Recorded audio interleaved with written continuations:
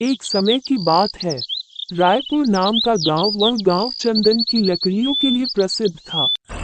लोग गैरकानूनी तरीके से चंदन की लकड़ियों की तस्करी करते थे। उसी गांव में एक पुष्पा नाम का आदमी रहता था। वह मजदूरी पर जाता था, जिससे उसका घर का खर्च चलता था।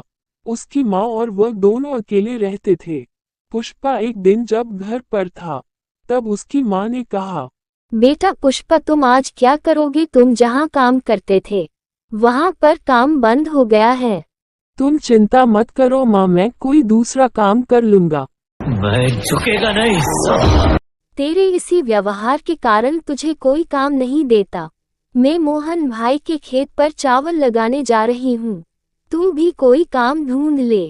ये कहकर पुष्पा की माँ चली गई। उसके बाद पुष्पा काम की तलाश में बाहर गया। वह चौराहा के पास वाली चाय की दुकान पर गया। जब वह चाय पी रहा था, तब वहां पर एक ट्रक आया। ट्रक से एक आदमी बाहर आया। उसने लोगों से कहा, जिसको भी मजदूरी चाहिए वह मेरे साथ चलो। आपको चंदन की लकड़ियां काटनी है और मैं तुम्हें 1000 रुपए दूंगा। पुष्पा उनके साथ चला गया। जब वह चंदन की लकड़ियां काट रहा था, तभी वहां पर पुलिस आ गई। ये देखकर सभी इधर उधर भागने लगे। तब पुष्पा ने कहा, रुको तुम सब, क्या तुम अपने पैसे लिए बिना चले जाओगे?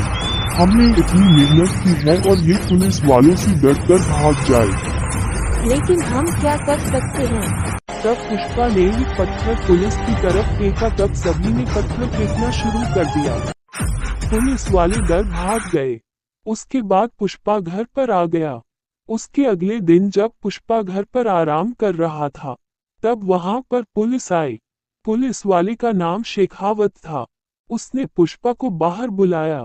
हे पुष्पा, बाहर निकल। पुष्पा घर से बाहर निकला। शेखावत ने कहा, क्या रे पुष्पा, कल तुम्हारे साथियों ने पत्थर फेंका था। आज मैं तुझे अरेस्ट करने आया हूँ। चल पुलिस थाने। शेखावत पुष्पा को पुलिस थाने ले गया। पुलिस थाने में शेखावत ने पुष्पा को इतना मारा कि पुष्पा मर गया। शेखावत ने पुष्पा की लाश को जला दिया। एक दिन जब शेखावत रात को जंगल में गया, थोड़ा सा आगे जाने पर शेखावत ने देखा कि कोई चंदन की लकड़ियां काट रहा है। जब वह और आगे गया, तब उसने देखा कि वह तो पुष्पा है जो अब भूत बन गया है। तब पुष्पा बोला, क्या शेखावत डर गया? भले ही तूने मुझे मार दिया, मैं झुकेगा नहीं।